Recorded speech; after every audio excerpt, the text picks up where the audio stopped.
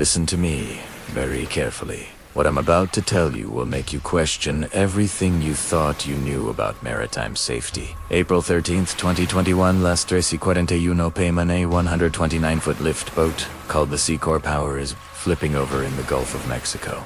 19 men are screaming for their lives as hurricane-force winds that the government knew were coming, but never warned them about tear their vessel apart. Here's what haunts me most.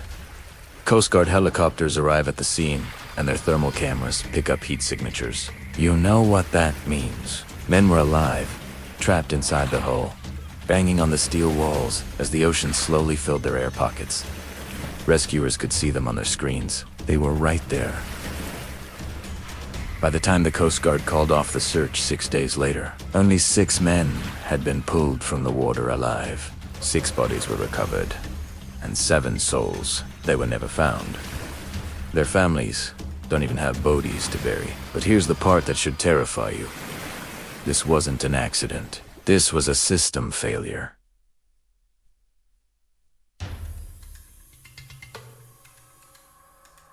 A government failure, a Coast Guard communication failure that cost 30 men their lives. 7. So, let me ask you something before we go any further. If your government had information that could save your life, but their computer system was down, so they just didn't tell you, would you call that an accident? Or would you call that negligence? Keep that question in your mind, because by the end of this video, you're going to know exactly who's responsible for what happened that day. Let me paint you a picture of April 13th, 2021. It's a Tuesday afternoon in Port Fortune, Louisiana, one of the busiest offshore oil support ports in the entire United States. Workers are loading up, getting ready for another routine job out in the Gulf. The Seacor Power isn't just any boat. It's what's called a lift boat. And if you don't work offshore, you've probably never even heard of these vessels. Here's how they work. Imagine a floating platform with 3 massive legs. The boat travels to an offshore location.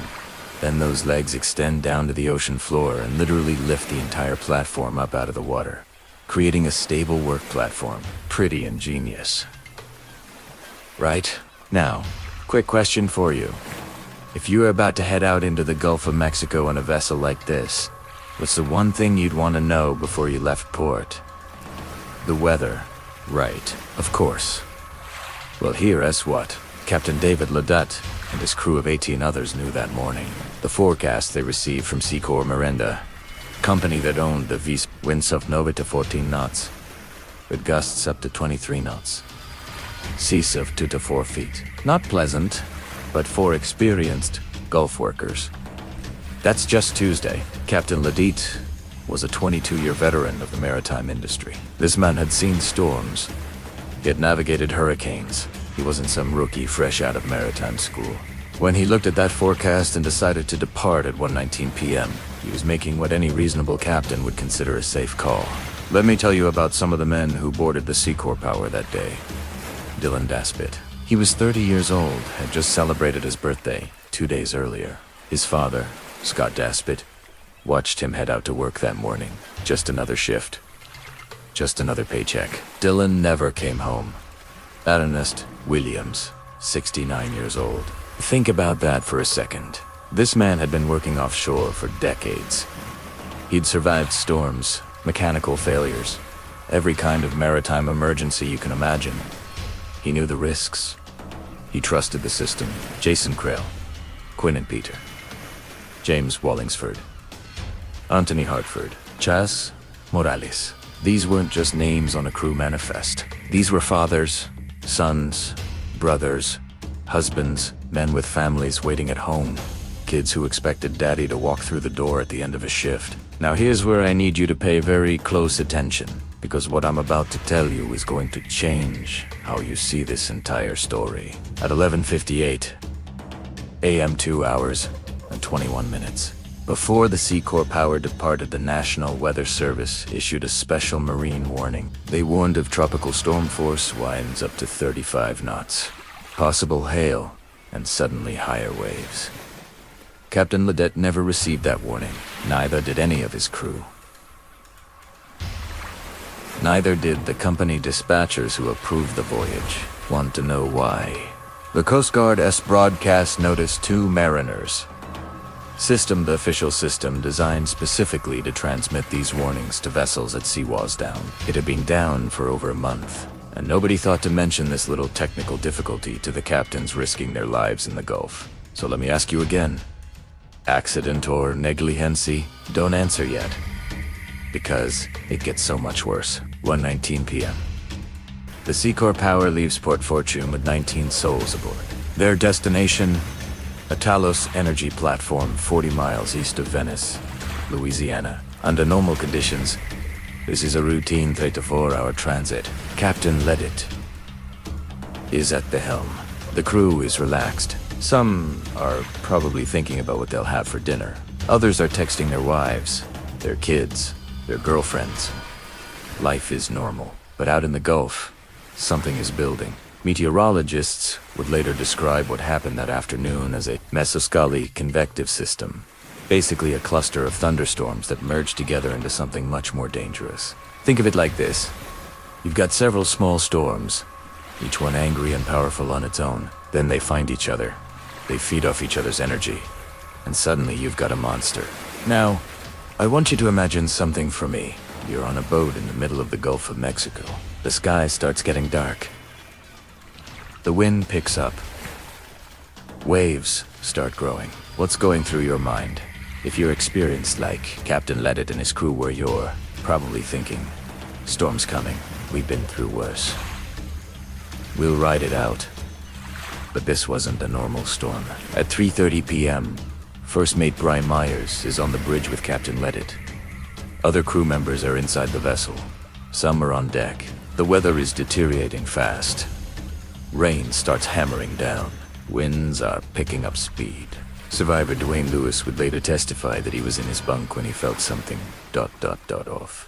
The way the vessel was moving through the waves wasn't right. If you've spent enough time at sea, you develop this sixth sense about how a boat should feel. And the Seacor Power didn't feel right. 3:37 p.m.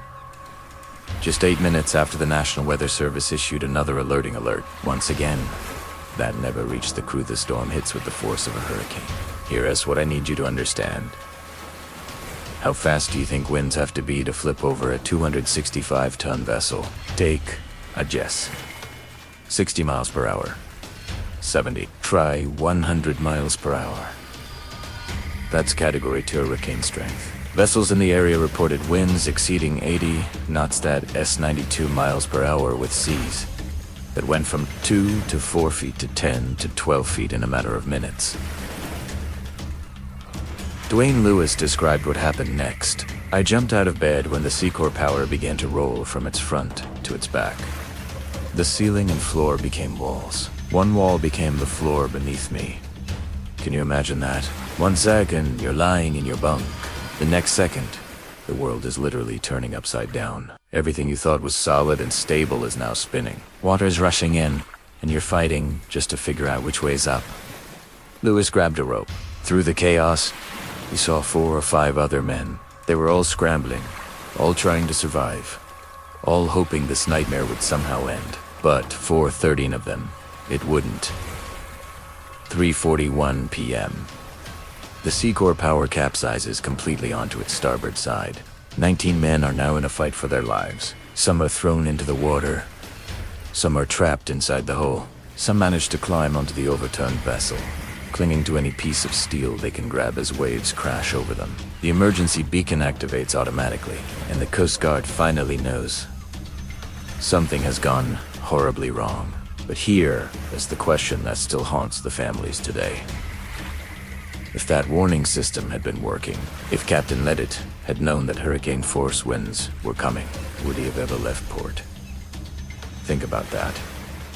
We'll come back to it. For 16 p.m., just 35 minutes after the capsizing, the first Coast Guard helicopter arrives on scene. What they see is something out of a nightmare. The Seacor Power is on its side, partially submerged, being absolutely battered by waves and wind, and clinging to the hull desperately, holding on to whatever they can grab our 5 men. But here, that's where this rescue becomes one of the most dramatic and tragic operations in Coast Guard history. The storm that capsized to the Seacor Power is still raging. We're talking about sustained winds over 70 miles per hour, waves reaching 25 feet, rain so heavy you can barely see 50 feet in front of you. The helicopter crew has to make an impossible decision. Do they try to hoist these men up in conditions that could easily send the helicopter itself into the ocean? Or do they wait for the storm to pass, knowing that every minute they wait could be a man's last? What would you do? I want you to really think about this. You're the pilot. You can see 5 men on that hull, soaking wet, freezing, waves washing over them every few seconds. But if you go in and a gust hits your helicopter wrong, you're going down to your crew to yet. Those men still die. What do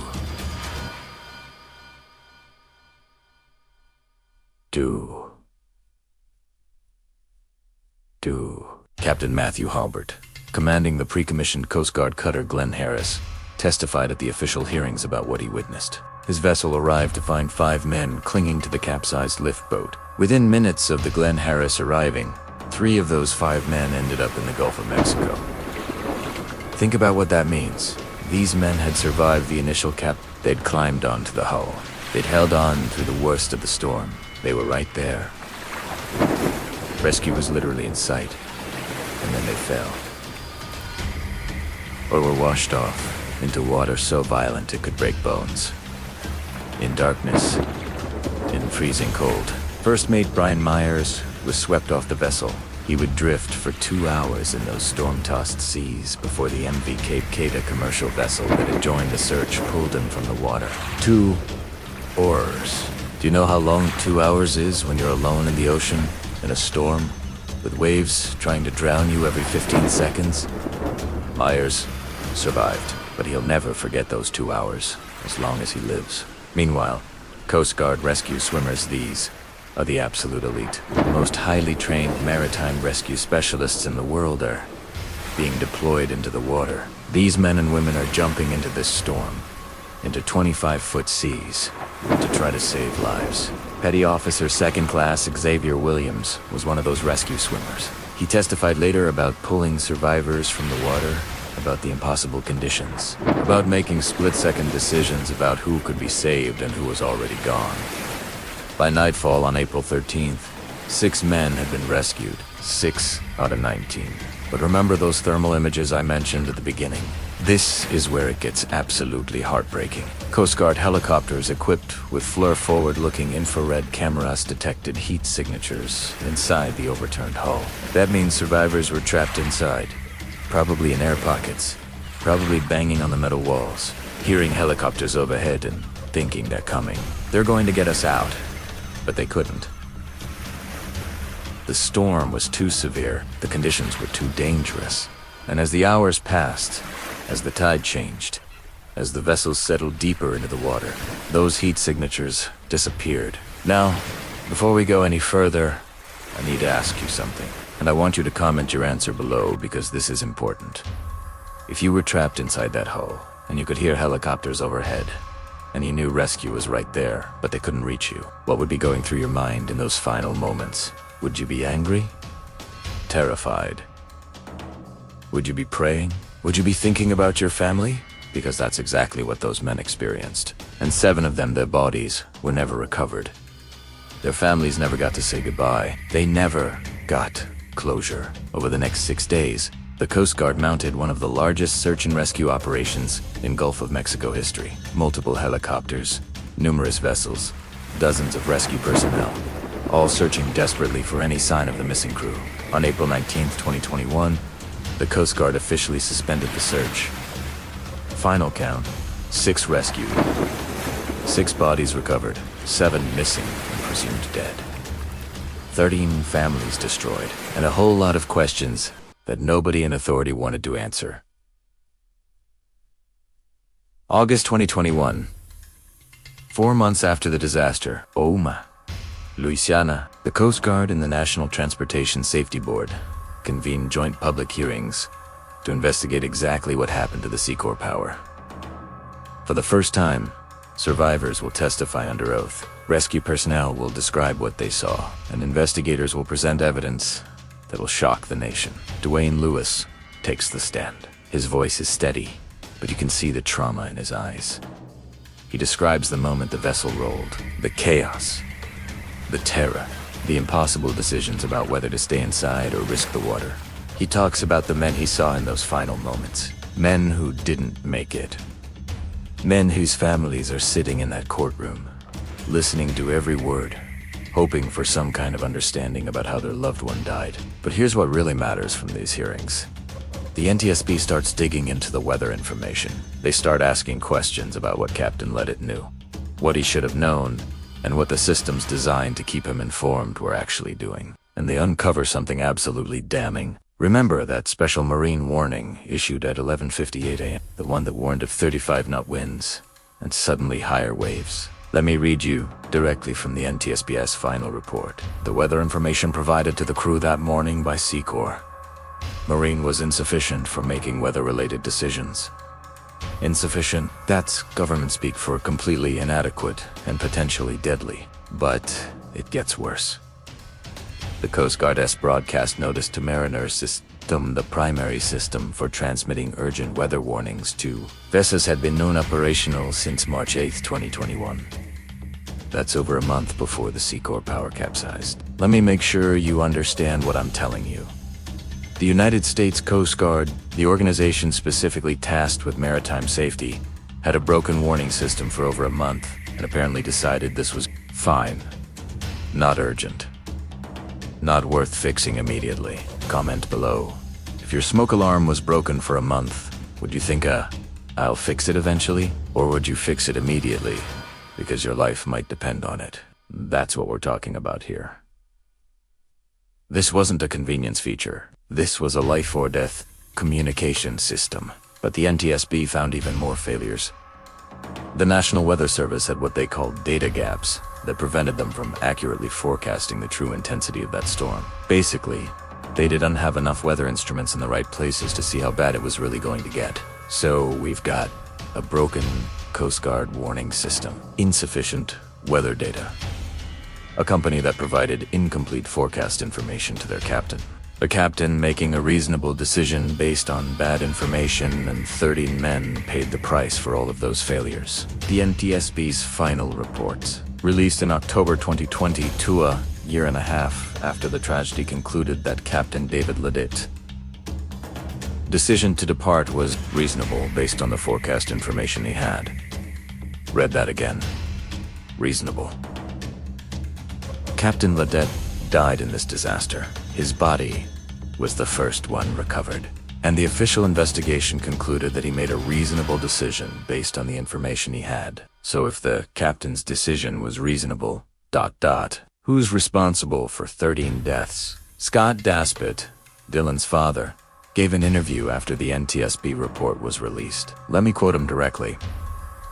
"A lot of things need to change. That's it. That's all?" he said.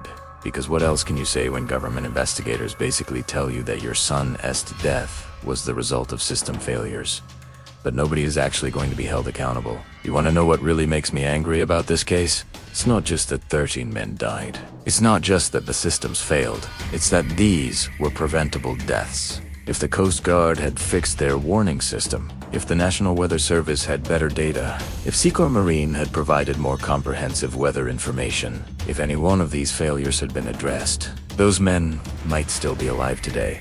Dylan Daspit would have celebrated his 33rd birthday this year. Ernest Williams would be 72, probably retired, spending time with his grandkids. Jason Krell, Quainan Pita, James Wallingsford, all of these men would still be here, but they're not. Because systems failed, and when systems fail in maritime work, people don't get a second chance. Now, I know some of you are probably thinking, but it was a storm. Storms are dangerous. That's the risk of working offshore. And you're right. Working in the Gulf of Mexico is dangerous. These men knew that. Their families knew that. But there is a difference between accepting risk and being sacrificed because the people responsible for your safety couldn't be bothered to maintain their equipment or provide accurate information. So what happened after the investigation? Did anyone face consequences? Did the systems get fixed? Did Dylan Daspet's death and the deaths of 12 others actually change anything? Let me show you what happens when families refuse to let their loved ones be forgotten. April 13th, 2022. Exactly 1 year after the Seacor Power kept, families gather at Port Fortune for a memorial service. There are photos of the 13 men who died. There are tears. There are hugs. There are people who will never be the same. But there's also something else. Determination. Jason Krell's family started an initiative called Jason's Beacon. Their mission: to ensure that every offshore worker is equipped with a personal locator beacon. Here's why this matters. When the Seacor Power capsized, men ended up scattered in the water, in the darkness, in the storm. Rescue teams were searching desperately, but finding individual people in those conditions is like finding a needle in a haystack. APLB is a small device that, when activated, sends out a distress signal with the person's exact GPS coordinates. It's basically a "I'm here, come get me" beacon that works even in the worst conditions. Now, quick question. How much do you think one of these devices costs? $1,000, $5,000, try $300. That's it. $300 could be the difference between life and death for an offshore worker. So Jason Krell's family is asking, why isn't this mandatory equipment? Why aren't companies required to provide these to their workers? Why is a $300 device considered optional when we're talking about human lives? And you know what the answer is. Because it costs money. Because it would cut into profit margins. Because the offshore industry has fought for decades against safety regulations that might reduce their bottom line. Scott Daspet, Dylan's father, has become one of the most vocal advocates for maritime safety reform. He's testified before committees. He's given countless interviews. He's made it his mission to ensure that his son's death wasn't meaningless. And here's what he's learned. Changing maritime safety regulations is hard. The industry has powerful lobbyists. Companies argue that new requirements are too expensive or impractical. Government agencies move at a glacial pace, but Scott and the other families refuse to give up. They're pushing for mandatory PLBs for all offshore workers, so if a vessel goes down, every person has their own emergency beacon, redundant warning systems. So if the Coast Guard system fails, there's a backup.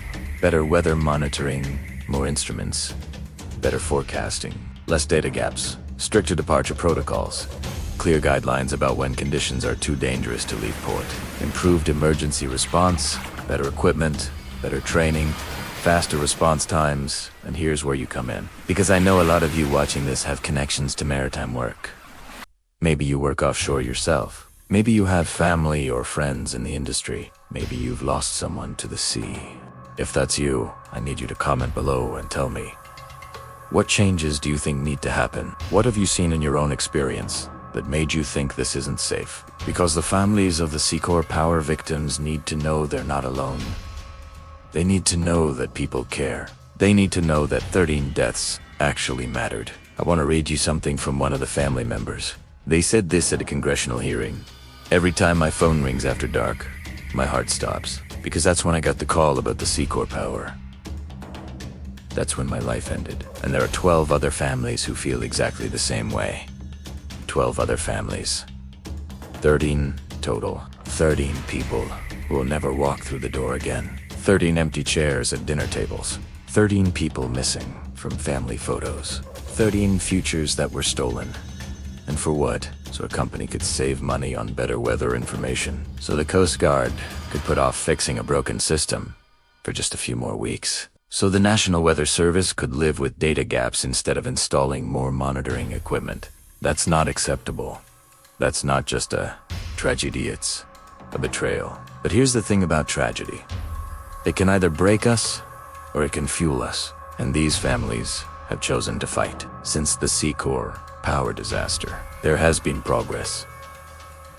The Coast Guard fixed their broadcast notice to mariners system. Finally, there is increased discussion about mandatory PLBs for offshore workers, whether monitoring the Gulf has been enhanced. Companies are reviewing their departure protocols. Is it enough? No. Not even close. But it's a start. At the one-year memorial service, they released 13 white doves, one for each victim. Those doves flew up into the sky over Port Fortune, disappearing into the clouds. And I can't help but think, those men didn't just disappear into the Gulf. They didn't just become statistics in a Coast Guard report. They became a rallying cry. They became the reason why families are fighting to make sure this never happens again. But there's one more part of this story I need to tell you. Because 7 of those 13 victims, their bodies were never recovered. And that creates a special kind of hell for their families. Let me explain what that means. Dylan Daspit, Jason Krell, Quinn Peter, James Wallingsford, Anthony Hartford, Chaz Morales, Gregory Walcott. 7 names, 7 families who will never have closure. When someone dies, there's a process to grief. There's a funeral, there's a burial or a cremation. There's a place you can go to feel close to them.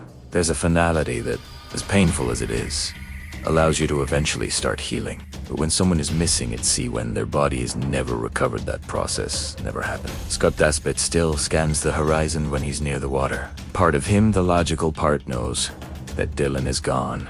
But another part, the part that's a father, can't accept it because there's no body. There's no proof. There's just ... absence. The Coast Guard searched for 6 days. They covered hundreds of square miles. They used every resource available.